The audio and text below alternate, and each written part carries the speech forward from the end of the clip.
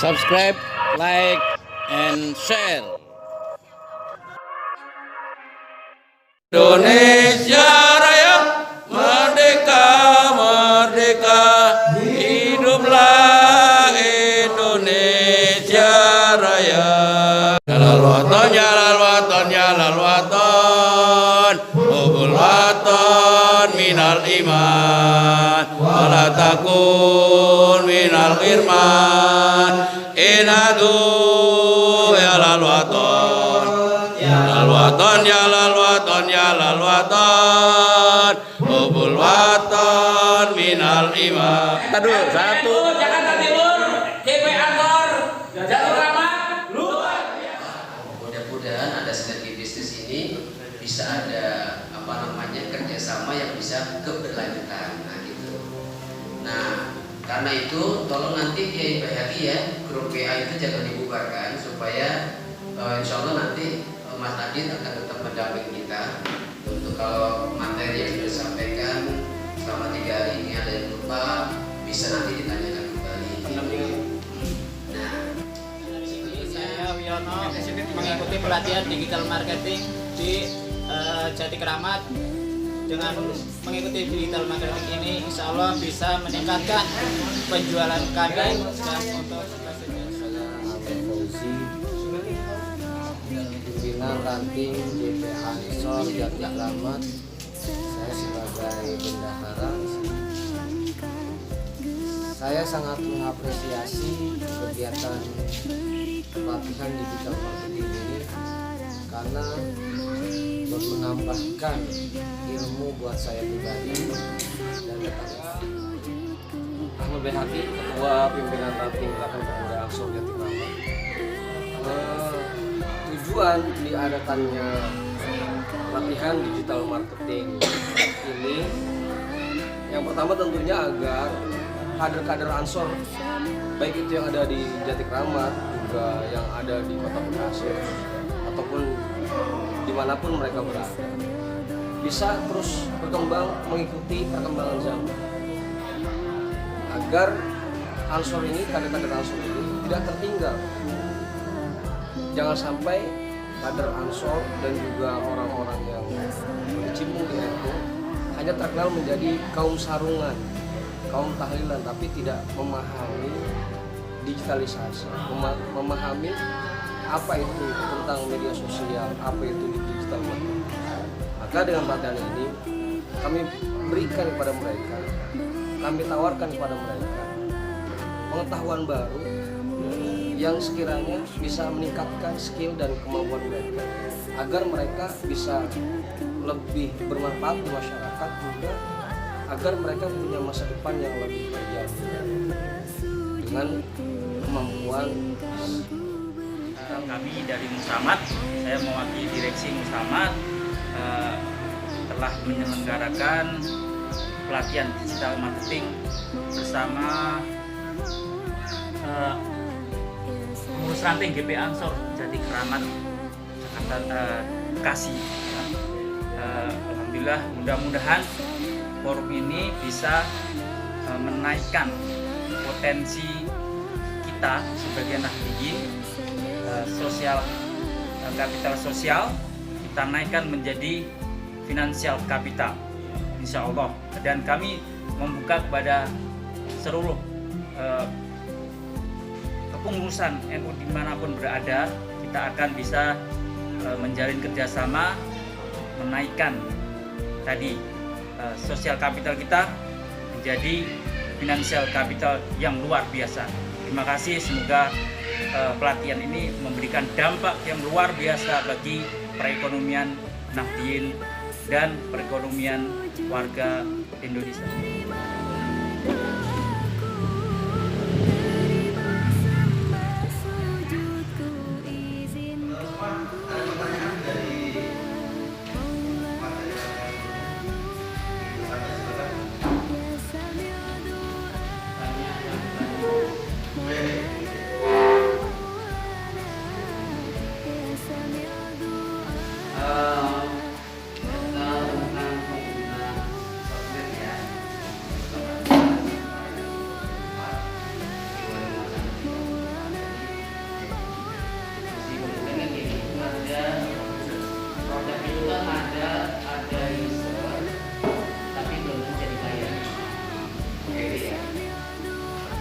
user, ada buyer.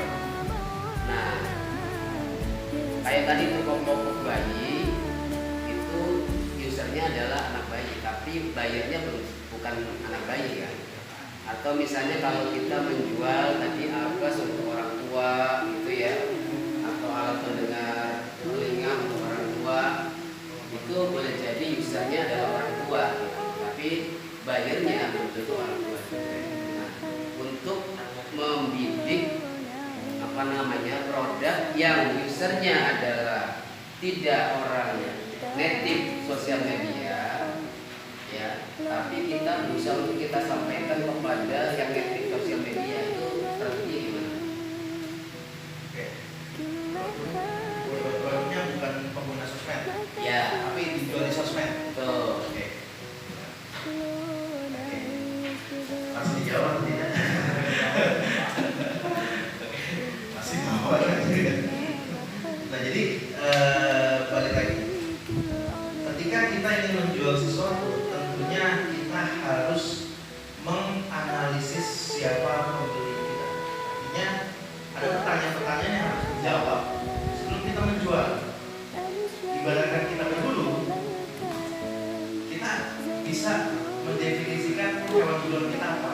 Kalau kita nggak definisikan buruan kita, maka bingung.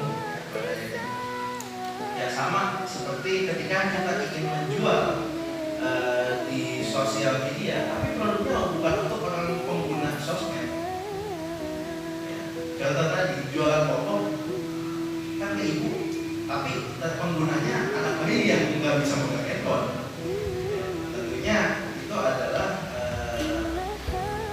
tadi produknya penggunanya bukan pengguna sosmed, tapi dijual di sosmed. Nah, tapi pada intinya adalah kata kuncinya bisa saya simpulkan bahwa siapapun yang punya keputusan untuk membeli, ya, walaupun produknya itu bukan digunakan oleh pengguna sosmed, tapi orang yang punya keputusan untuk membeli, ya, intinya sih itu.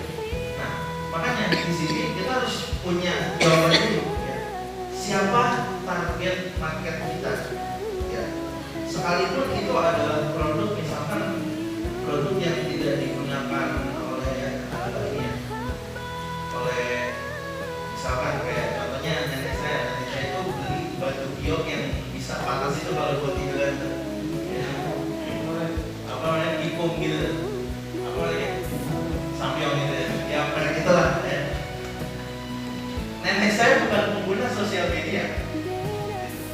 Nah, maka strategi pemasaran yang dilakukan oleh si sampion tadi, ya, nah itu dia tidak menggunakan channel digital, ya, yang dia gunakan adalah lebih kepada demo produk, sehingga produk digital bukan menjadi sarana penjualan yang utama. Jadi dia porsiin, ya, dia porsiin, artinya jualan offline-nya 70%, jualan online-nya 30%. Dia nggak beriklan, dia cuma pasang di Shopee misalnya. Tapi dia tidak membangun di sosmed, karena nenek-nenek nggak main sosmed, terutama nenek-nenek ibu pengajian. Kayaknya sih saya yakin 70%-nya nggak main sosmed, 30% main sosmed dan lain, aksis di sosmed. Ya. Jadi itu kita mesti menganalisis dari produk kita ini. Pertama adalah target marketnya siapa? Target marketnya siapa? Siapa orang-orang yang benar-benar membutuhkan produk kita? Oh, lihat wanita usia berapa, tingkat ekonominya seperti apa? Karena saya untuk mencari ilmunya. Di situ kalau kita hanya ikut seminar doang, dapat ilmunya sudah sampai rumah sehari 2 hari seminggu, sebulan hilang udah, nggak ada hasil.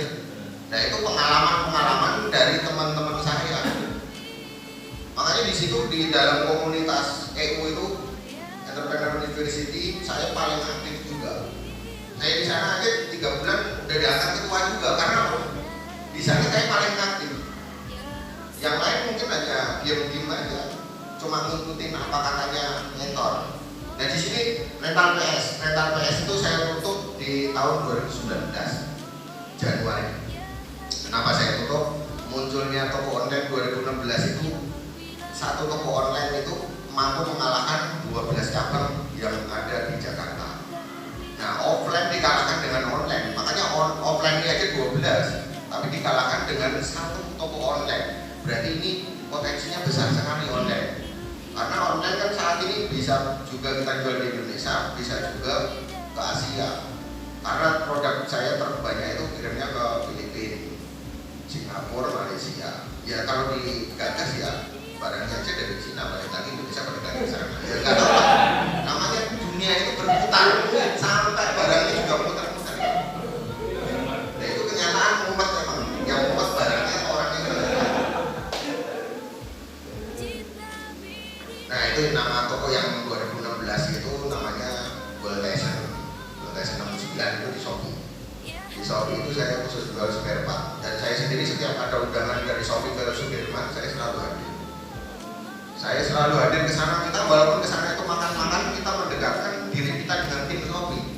Ketika Shopee Pak bisa hadir tanggal sekian, jam sekian, bisa aja enggak mau urusan kayak apa, pokoknya intinya bisa. Nah nanti setelah sana saya juga sering dapat subsidi dari Shopee sendiri. Bahkan waktu itu pernah disubsidi 225 juta dalam 1 tahun, dibagi 12 masuk ke subsidinya buat waktu itu untuk ini flash sale itu. Jadi untuk penjualan yang untuk mendongkrak toko kita. Nah untuk Lazada Motor GS ini yang saya bilang tadi itu umurnya baru 9 bulanan, karena Desember 1 Desember itu 2020 saya baru buat.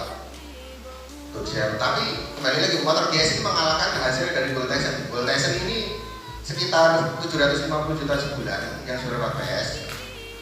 Tapi untuk motor GS-nya ini spare part motor ini mampu nyusul, karena dalam waktu 9 bulan ini sudah omsetnya sudah di atas 2M. Untuk mengejar targetnya itu kok sepertinya selisihnya jauh banget. Nah terus baru 1 bulan setengah ini Shopee-nya di bawahnya itu saya baru membuat Shopee, tapi emang belum maksimal, itu baru sekitar 100 juta dalam sebulannya. Yaitu targetnya juga sama 1M juga, tapi apakah bisa atau tidak ya nanti saya masih mencoba yang di dalam masuk ke Shopee. Karena nanti juga saya ingin belajar ke sini dengan digital marketing yang ada di sini juga, Pak. Ya kita sama-sama bagi ilmunya aja. Nah ini proses awal khusus di online, karena sudah berdasarkan pengalaman teman-teman toko offline di Blodok pada tutup. Dikalahin apa? Ya online, karena online saya jual di garasi mobil aja bisa. Garasi saya penuh barang tadinya. Karena apa? Kita mulai awal itu hanya nggak banyak. Di sini saya mencoba dengan 84 item doang. Apa sih kira-kira yang laku? Semua itemnya saya beli 10-10. Delalah rasanya kalah, pertama beli itu stoknya 10, belinya 14, karena asem juga itu. Wah, mau nggak mau saya belajar lagi di hari itu. Bulan penglarisnya stoknya kan 10-10, karena kita budgeting modalnya cuma 50 juta. Kita habis sekitar 40-an juta di situ. Sudah nyetoknya 10-10 dari foto semua. Pembeli pertama 14 piece, sedangkan stok kita 10. Ya mau nggak mau saya telepon lagi. Ya awalnya nggak pakai karyawan, kita masih jadi Superman. Mulai dari belanja sendiri, packing sendiri, sama istri mentok-mentoknya, akhirnya tungguin Gojek ya nggak apa-apa. Nah prosesnya seperti itu. Jadi dari skala kecil aja, dari skala kecil bagaimana kita meningkatkan untuk riset pasarnya. Ketika yang paling laku ini baru kita tingkatkan belinya 100. Nah setelah 100 itu tidak cukup juga, kita tingkatkan belinya 1000. Maka dari situ mulailah berkembang dengan kalau uangnya banyak sih nggak masalah, semua langsung dibeli 1000. Karena apa? Rumus kita tidak ada yang nggak laku. Kalau nggak laku berarti ada yang salah dalam penjualannya. Itu doang. Jadi saya sering sekali meriset dan memberikan bukti kepada tim atau anggota bahwa saya sering naik ke atas itu melihat stok apa yang jarang keluar. Misalkan salah satu ini spidol ini dalam sebulan kok penjualannya kecil banget. Kenapa? Ini akan dicari tahu, ini tugasnya digital marketing. Tugasnya kenapa ini judulnya apakah udah benar, dari deskripsinya udah benar, dari fotonya udah benar, terus dari kategorinya sudah pas belum. Intinya ini nggak laku, berarti ada yang salah dalam produk ini. Nah setelah saya risetnya bukan sendiri, saya sampaikan kepada teman-teman, ketika ini tidak laku, ini saya bikin, pokoknya ini target saya 1 bulan harus habis. Nah setelah di riset dalam 1 minggu yang 3 bulan nggak habis-habis, 1 minggu mentoknya waktu itu berapa kemarin? 2 minggu sudah habis semua dengan 3.000 piece. Berarti ada yang salah. Kalau semua di riset seperti itu, otomatis penjualannya mampu. Kalau di tempat saya kan memang sudah kapasitasnya sudah mentok, karena kenapa kemarin saya membatasi waktu Zoom itu, membatasi tidak menerima dropshipper. Karena apa? Kalau kita menerima dropshipper berarti orderan kita di atas 2.000. Nah kalau di atas 2.000 berarti gudangnya harus disiapkan lagi, SDM-nya juga harus lebih banyak lagi. Nah di situ kita belum siap untuk masuk di dalam situ. Nah omset ini saat ini baru kita membuat omset saat ini baru 2M. Baru 2M karena apa? Guru saya 10M sebulan, 100M sebulan. Maka saya enggak diatur sini itu masih cewek banget saya. Gurunya siapa gurunya? Gurunya ada orang terkadang pelit ilmu Pak. Kita perlu doktrin dulu. Oh kalau mau di pondok, bawa pondok pesantren pondok ya didoktrin sama Pak Kiai.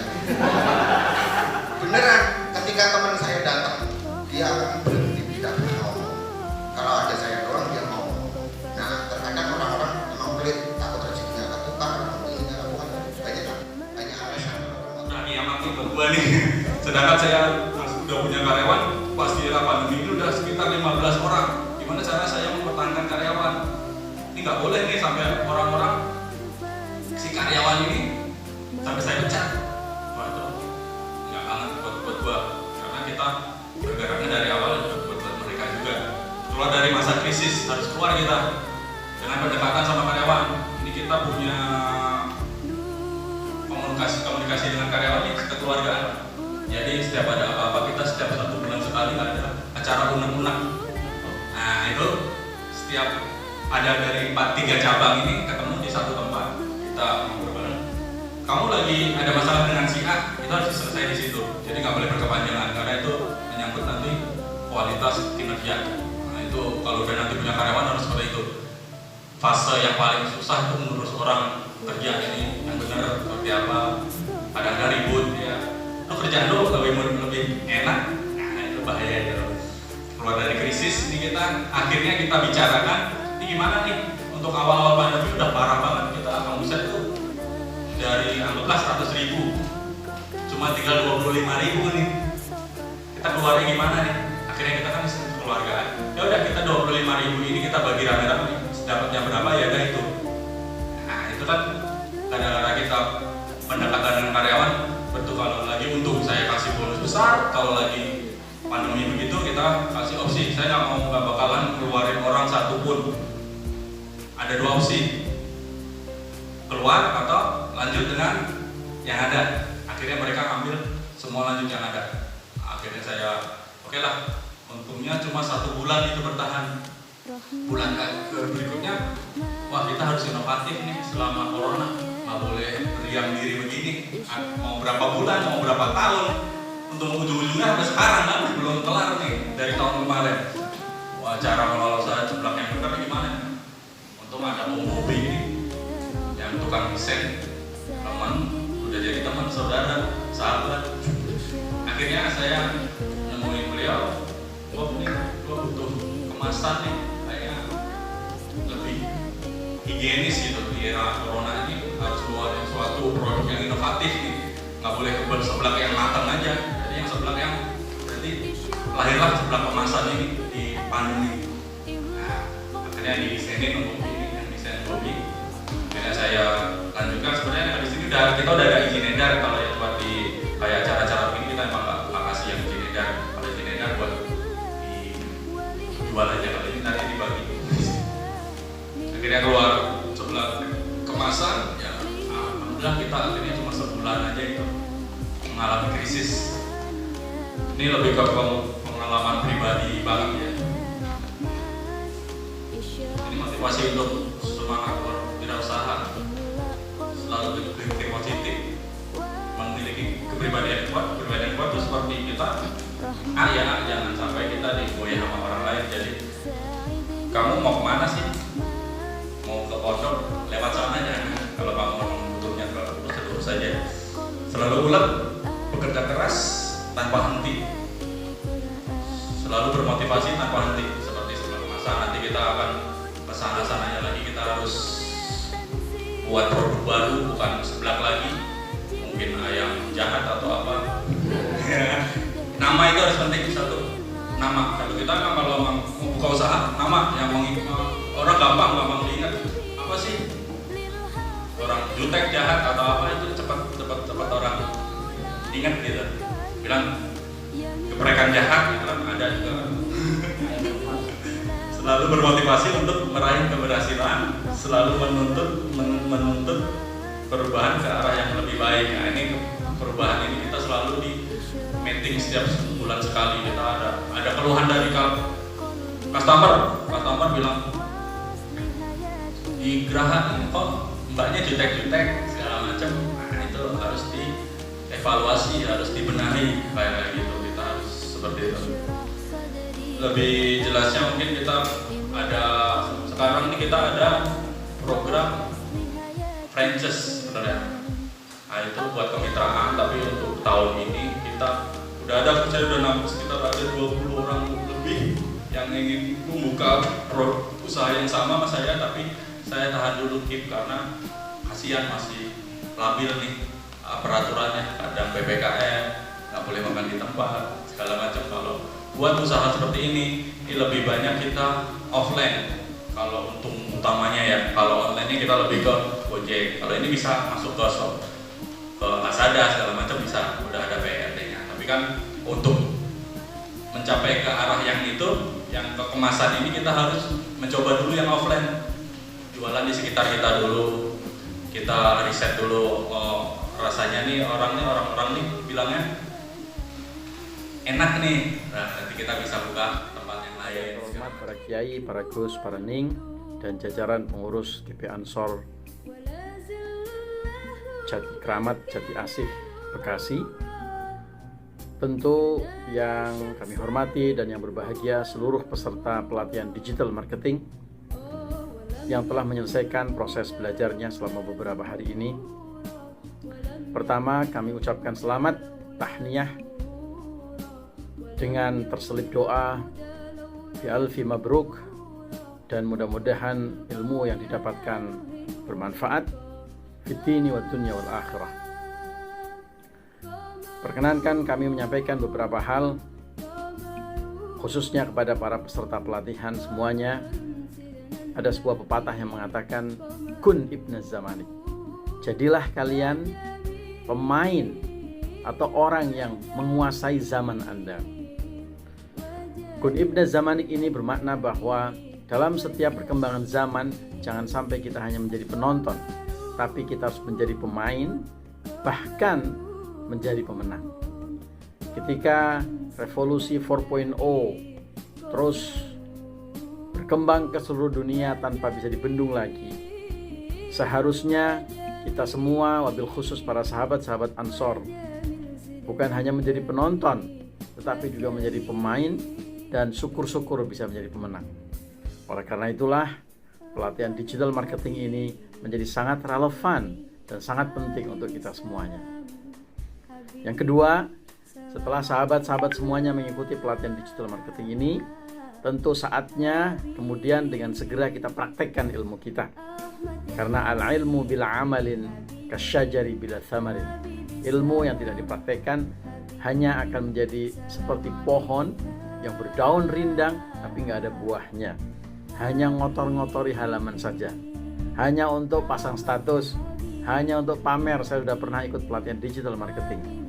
Mari kita praktekkan ya, agar ilmu itu berbuah dengan amal dan kita semua menikmati buah amal Anda, termasuk Anda sendiri, insya Allah akan menjadi pemenang di era revolusi 4.0. Dalam pelatihan ini tentu juga tidak terlepas dari yang terbaik. Alhamdulillahi rabbil alamin arrahmanir rahim maliki yaumiddin iyyaka na'budu wa iyyaka nasta'in ihdinas siratal mustaqim siratal ladzina